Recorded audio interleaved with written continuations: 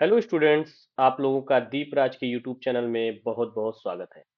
इस वीडियो में हम लोग फ्रांस की क्रांति के बारे में पढ़ेंगे। फ्रांस की क्रांति से रिलेटेड हम लोग पार्ट 4 तक पढ़ चुके थे और पार्ट 5 की ये वीडियो है।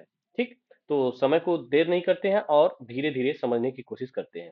अब सबसे पहले फ्रांस की क्रांति का जो ये चैप्टर है, मतलब जो ये हिस्सा है, जो पार्ट 5 है, इसमें हम लोग को क्या पढ़ना है। उसमें हम लोग को पढ़ना है कि फ्रांस की क्रांति में जो राजतंत्र है, राजतंत्र का उन्मूलन और गणतंत्र की स्थापना के बारे में हम लोग को डिटेल से पढ़ना है। तो हम लोग एक एक टॉपिक को धीरे धीरे समझते चलेंगे। सबसे पहले जो आपका हेडिंग है उसको समझना बहुत इंपॉर्टेंट होता है, क्योंकि जो हेडिंग में जैसे कि ये शब्द आपको देखने को मिल रहा है, उन्मूलन। उन्मूलन का मतलब होता है खत्म हो जाना। उन्मूलन का मतलब क्या होता है? खत्म होना। ठीक, तो अब हम लोग पिछली वीडियो में हम लोग डिस्कस कर चुके थे कि चूंकि फ्रांस में क्या चल रहा था, फ्रांस में राजशाही शासन चल रहा था। और जो राजशाही शासन था, ये कैसा था? ये निरंकुश था। अब आप कहेंगे कि सर निरंकुश क्या होता है? निरंकुश का मतलब कि उस पे कोई भी अंकुश नहीं था। तो राजशाही शासन चल रहा था, निरंकुश था और उनके पे कोई अंकुश नहीं था। वो जो मन में आते थे वो करते थे। और उस समय आपको मैं कई बार बता चुका हूं कि उस समय जो शासन चल रहा था, वो शासन जो आपका था, वो शासन उस समय लुई 16वां का चल रहा था। किसका शासन चल रहा था? लुई 16वां का शासन चल रहा था। ठीक, लुई 16वां जो था, उसके शासन को खत्म करके गणतंत्र की स्थापना की गई। और गणतंत्र मतलब आपको पता होगा कि गणतंत्र मतलब होता है कि ऐसा शासन ऐसा शासन जहां पर जहां पर जनता जहां पर जनता जो होती है, जनता सर्वे सर्वा होती है। जनता सर्वे सर्वा होती है। सर्वे सर्वा का मतलब जनता ही किसको चुनती है? जनता ही प्रतिनिधि को चुनती है। और प्रतिनिधि जो होता है, वो क्या करता है कि वो प्रतिनिधि आपका देश को चलाता है। ठीक, तो अभी जो हम इसके बारे में पढ़ेंगे, जो फ्रांस में ये सारी घटनाएं हो रही थी, तो फ्रांस में जो घटनाएं हो रही थी वो एक तरीके से शुरुआती दौर था। मतलब कि अभी किसी देश में, मतलब कि दो चार देशों को छोड़ दिया जाए, जैसे कि अभी हम लोग आगे, मतलब आप अगर सोशल साइंस पढ़ेंगे तो उसमें आप देखेंगे कि यूके एक देश था, मतलब ब्रिटेन, यूनाइटेड किंगडम। और यूएस। यूएस में फ्रांस की क्रांति से पहले, अभी हम लोग पिछले पार्ट में पढ़े हैं कि यूएस में कैसे उपनिवेश हुआ करता था ब्रिटेन का। और फिर यूएस कैसे आजादी किया और वहां पे संविधान लागू किया। और फिर उसके बाद यूएस के बाद आप यहाँ पे फ्रांस के बारे में पढ़ रहे हैं। तो देखिए, कब जब संविधान, मतलब जो राजतंत्र था, राजतंत्र गणतंत्र के बनने के रूप में जब आगे बढ़ा था, तो धीरे धीरे कैसे यूरोपियन कंट्री अपने यहाँ पे राजशाही शासन को खत्म करके और गणतंत्र शासन अपना रहे थे। जैसे कि भारत भारत बहुत देर में गणतंत्र शासन के रूप में आया, क्योंकि भारत का अगर आप इतिहास पढ़ेंगे तो भारत बहुत छोटे छोटे टुकड़ों में क्या हुआ था, बहुत छोटे छोटे टुकड़ों में बटा हुआ था। ठीक, तो इसी तरीके से आगे चलते हैं और समझने की कोशिश करते हैं कि कैसे गणतंत्र स्थापित हुआ। तो सबसे पहले देखेंगे कि फ्रांस की स्थिति आने वाले वर्षों में तनावपूर्ण बनी थी।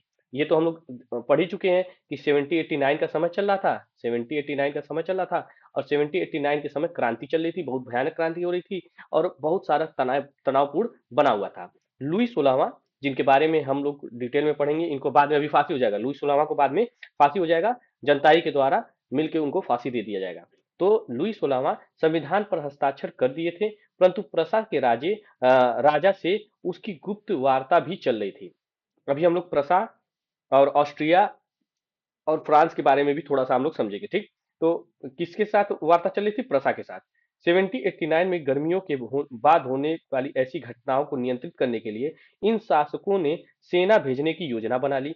लेकिन जब तक इस योजना को अमल होता, तब तक अप्रैल 1792 में नेशनल असेंबली ने प्रसा एवं ऑस्ट्रिया के विरुद्ध युद्ध की घोषणा का प्रस्ताव पारित कर दिया। प्रांतों से हजार स्वयंसेविक सेना में भर्ती होने के लिए जमा होने लगे। उन्होंने इस युद्ध को यूरोपीय राजा एवं कुलीनों के विरुद्ध जनता के जंग के रूप में ले लिया। उनके होठों पर देशभक्ति जो तराने थे, मतलब देशभक्ति के जो तराने थे, उनमें कवि रॉजेट दी लाइल द्वारा रचित मार्सिले भी था। यह गीत पहली बार मार्सिलेस के स्वयंसेवकों ने पेरिस के ओर कूच करते हुए गाया था। अब देखिए, अब हो क्या रहा था, अभी मैं थोड़ा सा आपको यहाँ पे आता हूँ, मतलब इस मैप के थ्रू आपको समझाना चाहता हूँ कि देखिए, यहाँ पे आप देखेंगे तो यहाँ पे फ्रांस है। ठीक, फ्रांस के यहाँ पे देखेंगे तो आपको प्रसा दिखेगा। प्रसा जो है, एक चीज आप ध्यान रखिएगा कि प्रसाद देश अब एग्जिस्ट नहीं करता। यह अब कोई स्वतंत्र देश नहीं है, मतलब कि ये पहले हुआ करता था, क्योंकि हम अभी जो बात कर रहे हैं ये टाइम पीरियड 1789 के आसपास के टाइम पीरियड है। और ये जो मैप आप देख रहे हैं 1785 के आसपास। तो जैसे भारत में भी आप देखेंगे कि सर कहेंगे कि सर ये देश आखिर चले कहाँ जाते हैं। जैसे भारत के परिप्रेक्ष्य में देखेंगे या फिर चीन के परिप्रेक्ष्य में देखिए कि चीन के चाइना के जस्ट नीचे, मतलब कि नीचे साइड जो भारत से और चीन के बीच में एक देश पाया जाता था जिसका नाम था तिब्बत। तिब्बत जो है अब वो चाइना उस पर कंट्रोल करने लगा, और भारत भी अब उसको ना चाहते हुए भी मान्यता दिया हुआ है। और चाइना की जो बाउंड्री है वो भारत से आके लगी हुई है। तो जो कोई देश होता है, तो अगर कोई दूसरा, जरूरी नहीं कि वो हमेशा से ही वहां पे वो रहे। वो देश, जो बड़े देश होते हैं उसको कब्जा कर लेते हैं। तो प्रसा भी एक देश हुआ करता था जो यहाँ पे है, ठीक। अब ये क्या हुआ कि ये ऐतिहासिक आधुनिक जर्मनी के उत्तर भाग, पोलैंड, रूस और लिथुआनिया के कुछ हिस्सों में बटा हुआ है। अब देखिए, अब ये था पहले प्रसा। अब ये यहाँ पे ऑस्ट्रिया देखिए, ऑस्ट्रिया के जस्ट ऊपर प्रसा है, और यहाँ से देखिए रसिया है, और यहाँ देखिए लिथुआनिया है। तो फ्रांस क्या था कि फ्रांस जो था, फ्रांस का जो लुई 16वां था वो प्रसा के राजा के साथ और ऑस्ट्रिया के राजा के साथ, मतलब इन लोगों के साथ वार्ता कर रहा था। क्योंकि क्या हो रहा था कि जैसे जैसे मैं अभी बताया हूँ कि जैसे आपका यूके था, यूके का मतलब ब्रिटेन, और फिर आपका यूएस, ठीक। और यूएस के बाद आपका फ्रांस, ठीक। फ्रांस। अब ध्यान से समझिएगा, देखिए यहाँ पे क्रांति हुई, यहाँ पे राजा की सत्ता, क्या नाम है कि आपका राजा की सत्ता जो थी, राजतंत्र था वो लोकतंत्र में बट गणतंत्र में क्या हो रहा था, जा रहा था। और फिर उसके बाद यूएस में क्या हुआ कि यूएस में भी आपका फ्रांस से पहले गणतंत्र हो चुका था यूएस, और लोकतंत्र उस समय एकदम नया नया था। उसी तरीके से फ्रांस में भी राजतंत्र। अब देखिए, जब राजतंत्र से कोई देश लोकतंत्र की ओर जाएगा, तो जाहिर सी बात है कि भाई राजतंत्र में किसकी बोलबाला रहती है। तो राजतंत्र में आप कहेंगे कि सर राजा का बोलबाला रहता है। अब कोई भी राजा ये नहीं चाहेगा कि उसका राजतंत्र से कंट्रोल हट के गणतंत्र हो जाए, क्योंकि जैसे ही गणतंत्र होगा तो जो राजतंत्र, मतलब जो राजा का पावर है वो खत्म हो जाएगा। तो कोई राजा चाहेगा, अगर आप ही राजा रहते तो आप भी खुद नहीं चाहते कि राजतंत्र से गणतंत्र होके। तो वही चीज हो रहा था कि जो फ्रांस के राजा थे, पर्सा के राजा थे, ऑस्ट्रिया के राजा थे, ये लोग चाह रहे थे कि ये लोग क्या करें कि जो पर्सा के राजा और ऑस्ट्रिया के राजा, फ्रांस के राजा, ये लोग चाह रहे थे कि हम लोग मिलजुल के जो ये आंदोलन हो रहा है इसको दबा दिया जाए, जैसे कि आप इस स्लाइड में देखे हैं। लेकिन क्या हुआ कि अप्रैल 1792, ये डेट याद रखिएगा कि अप्रैल 1792 को, 1792 को, ये डेट को क्या हुआ कि जो नेशनल असेंबली थी, क्या थी, नेशनल असेंबली। ये नेशनल असेंबली के बारे में हम लोग पीछे चर्चा कर चुके हैं। नेशनल असेंबली थी, इसने क्या किया कि प्रसा और ऑस्ट्रिया के विरुद्ध क्या कर दिया, युद्ध घोषित कर दिया। और इनको अपने कंट्रोल में लेने के लिए यहाँ पे युद्ध घोषित कर दिया, और ऑस्ट्रिया और पर्सिया के खिलाफ, ठीक। आगे चलते हैं हम लोग। अब हो कह रहा था कि जो क्रांतिकारी थे, युद्ध से जनता को भारी क्षति, आर्थिक कठिनाई झेलनी पड़ी। मतलब जो क्रांतिकारी युद्ध से जनता को बहुत ज्यादा भारी, क्योंकि देखिए कभी भी युद्ध होता है, वॉर होता है, तो उसमें बहुत सारा आर्थिक संकट हो जाता है। आप कहेंगे सर आर्थिक संकट क्यों होता है, क्योंकि बहुत सारा पैसा इसमें बर्बाद होता है, ठीक। तो जब युद्ध हुआ तो इससे सबसे ज्यादा कोई प्रभावित होता है तो जनता प्रभावित होती है। बहुत सारा क्या नाम है कि आर्थिक संकट हुआ। मोर्चे पर चले जाने पर घर परिवार, रोजी रोटी की जिम्मेदारी औरतों के कंधों पर आ गई। अब जाहिर सी बात है भाई, जो मेन थे, मतलब मैन थे, जो आदमी थे, जो मेन थे, ये लोग चले गए वॉर पे। और जब वॉर पे चले गए तो खाने के लिए तो भाई कुछ जुटाना पड़ेगा ना। तो ये सारी जिम्मेदारी किसके ऊपर चली गई, औरतों के कंधे पर चली आई। आबादी के एक बड़े हिस्से को ऐसा लगता था कि क्रांति के सिलसिले से आगे बढ़ाने की जरूरत है, क्योंकि 1791 में संविधान से सिर्फ अमीरों को ही राजनीतिक अधिकार प्राप्त हुए थे। लोग राजनीतिक क्लबों में अड्डे जमा कर सरकारी नीतियों और अपने कार्य योजना पर बहस करते थे। इनमें जैकोबिन क्लब सबसे सफल था। अब देखिए, एक यहाँ पे बहुत इंपॉर्टेंट है, जैकोबिन क्लब। अब ये जैकोबिन क्लब या फिर क्लब क्या होता है इसको समझिएगा, ठीक। एक सेकेंड, ये देखिए, ये रहा क्लब। अब आपके मन में सर आएगा सवाल कि सर ये क्लब क्या होता है। क्लब बेसिकली ये होता है कि जो अगर कोई भी क्रांतिकारी हुआ करते थे, तो जो क्रांतिकारी होते थे वो लोग अपना एक स्थान बना लेते थे और वहां इकट्ठा होते थे। और फिर उस नियम कानून को बनाते थे कि मतलब कि हम कैसे वार में जाएंगे, या फिर मतलब कोई भी हेनरी चीजें, मतलब बहुत सारी चीजों को डिस्कस करते थे। तो उसी तरीके से एक फेमस क्लब था जिसका नाम था जैकोबिन क्लब। मतलब क्लब तो कई सारे थे, क्योंकि भाई अगर वार जैसी सिचुएशन आएगी या फिर हमको कैसे गणतंत्र बनाना है, तो उसमें जो पढ़े लिखे लोग हैं या मजदूर हैं, जो लोग हैं, तो वो लोग कहीं इकट्ठा होंगे कि नहीं होंगे। तो उसी तरीके से कई सारे क्लब थे, जिसमें से एक फेमस क्लब था जैकोबिन क्लब, जो सबसे सफल था। और उन जिसका नाम पेरिस के भूतपूर्व कॉन्वेंट ऑफ सेंट जैकब के नाम पर पड़ा था। ठीक, सेंट सॉरी, भूतपूर्व कॉन्वेंट ऑफ सेंट। तो ये एक कॉन्वेंट थे जिनका नाम था जैकब, उनके नाम पर ये पड़ा था। इस राजनीतिक समूह का अड्डा बन गया था। इसे पूरी अवधि में महिलाएं भी सक्रिय थी। मतलब कि अब देखिए, अभी हम लोग महिलाओं के बारे में भी स्थिति देखेंगे कि जब फ्रांस की क्रांति हो रही थी, तो भाई महिलाओं की भी कुछ भूमिका थी कि केवल पुरुषों की भूमिका थी। अभी तो हम लोग केवल पुरुष के परिप्रेक्ष्य से ये सारी क्रांति पढ़ रहे हैं, लेकिन कहीं भी कोई भी चीज होता है तो उसमें दोनों की भागीदारी कुछ ना कुछ जरूर रहती है। तो फ्रांस की क्रांति में महिलाओं की क्या भूमिका थी, इसके बारे में हम डिस्कस करेंगे। ठीक, उन्होंने भी क्लब बना लिए। अब देखिए, मैं अभी बताया हूँ कि जो जैकोबिन क्लब था, तो जैकोबिन क्लब केवल इकलौता क्लब नहीं था, ऐसे कई सारे क्लब थे। ठीक, लेकिन सबसे फेमस कौन था, तो जैकोबिन क्लब था। ठीक, अ, और आप इनकी गतिविधियों एवं मांगों के बारे में और जानेंगे। मतलब खंड 4 में, अभी हम लोग खंड 3 पढ़ रहे हैं। ठीक, अगर मैं आपको दिखा सकता हूँ, देखिए अभी हम लोग तीसरा वाला हिस्सा पढ़ रहे हैं। चौथे वाले हिस्से में महिलाओं की भागीदारी के बारे में हम लोग पढ़ेंगे। ठीक, जैकोबिन क्लब के सदस्य मुख्यतः समाज के कम समृद्ध हिस्से से आते थे। इनमें छोटे दुकानदार, कारीगर जैसे जूता बनाने वाले, पेस्ट्री बनाने वाले, घड़ी साज, छपाई वाले, नौकर, दिहाड़ी मजदूर शामिल होते थे। इनके नेता जो थे, उनका नाम था मैक्समिलियन रोबेस्फियर। अब रोबेस्फियर। अब इनका नाम आप बहुत इंपॉर्टेंट रखिएगा, क्योंकि जैसे ही अभी संविधान का निर्धारण होगा और फिर उसके बाद जब राजा को फांसी चढ़ा दी जाएगी, तो इनका नाम बहुत इंपॉर्टेंट रहेगा। तो जो ये नेता थे जैकोबिन क्लब के, मैक्समिलियन रोबेस्फियर, इनका नाम याद रखिएगा। जैकोबिन के एक बड़े वर्ग ने गोदी कामगारों की तरह धारीदार लंबी पतलून पहनने का निर्णय किया। ऐसा उन्होंने इसलिए किया क्योंकि समाज में जो फैशन प्रस्त वर्ग थे, खासतौर घुटने के नीचे वाले वो लोग थे, तो उनसे अलग करने के लिए। मतलब कि ये आप देख रहे होंगे, यहाँ पे आपको फिगर दिख रहा होगा। तो यहाँ पे जो ये पैंट है, तो इसमें धारीदारी है। ठीक, ये इसलिए कर रहे थे क्योंकि अगर किसी भी, मतलब कि जब समाज में परिवर्तन होता है, तो अब मतलब कि जो अमीर लोग थे उनसे अलग दिखने के लिए जो क्रांतिकारी लोग थे, वो लोग क्या किए कि अपने पहनावे ओढ़ावे को भी उसी तरीके से उसको डिजाइन कर लिए। जैसे लाल टोपी पहनना, हम लोग पीछे भी क्लास में पढ़ चुके हैं कि जो दास लोग थे वो लाल, जब आजाद हो जाते थे तो लाल टोपी पहनते थे। तो उसी तरीके से जो जैकोबिन क्लब के सदस्य हुआ करते थे, वो लोग धारीदारी पतलून पहना करते थे। ठीक, इसके बारे में अभी हम और डिस्कस करेंगे, तो और ज्यादा आपको क्लियर होगा। यहाँ पे एक नया शब्द आया था, जो यहाँ पे था आपका कॉन्वेंट ऑफ सेंट। ठीक, तो कॉन्वेंट का मतलब होता है धार्मिक जीवन को समर्पित समूह या इमारत। आप लोग बहुत सारे स्कूलों के नाम कॉन्वेंट के नाम पे सुने होंगे। तो कॉन्वेंट का बेसिकली मतलब होता है कि ऐसा ऐसी जगह जो जो धार्मिक जीवन को समर्पित हो।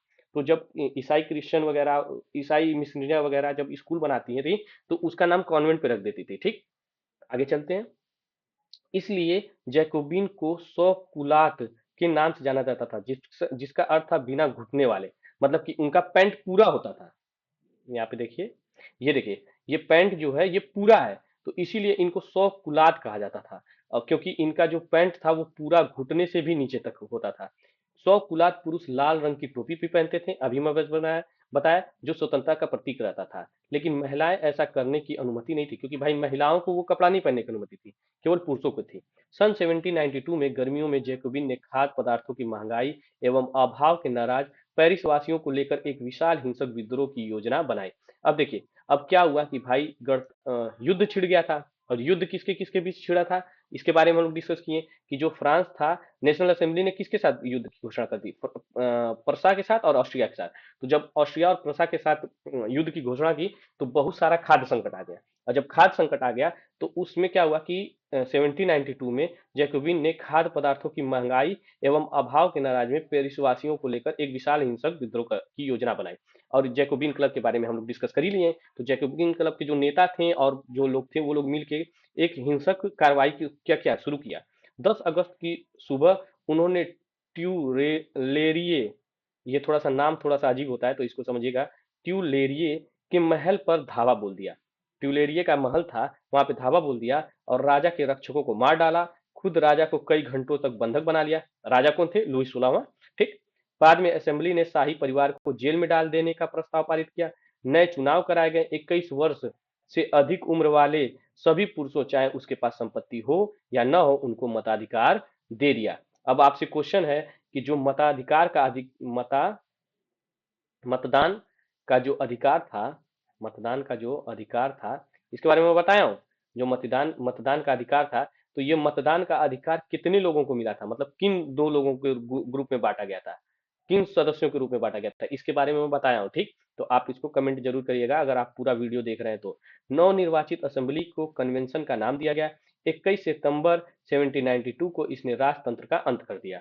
और देखिए 92 को क्या कर दिया गया, मतलब शुरू किया गया, और 21 सितंबर डेट भी याद रखिएगा। उस दिन क्या कर दिया गया, राजतंत्र का अंत कर दिया और एक गणतंत्र घोषित किया। जैसा कि आप जानते हैं कि गणतंत्र सरकार वह रूप है जहां सरकार एवं उनके प्रमुख चुनाव जनता करती है। मैं अभी जस्ट इसके बारे में पूरा जब शुरू किया था लेक्चर तो बताया था।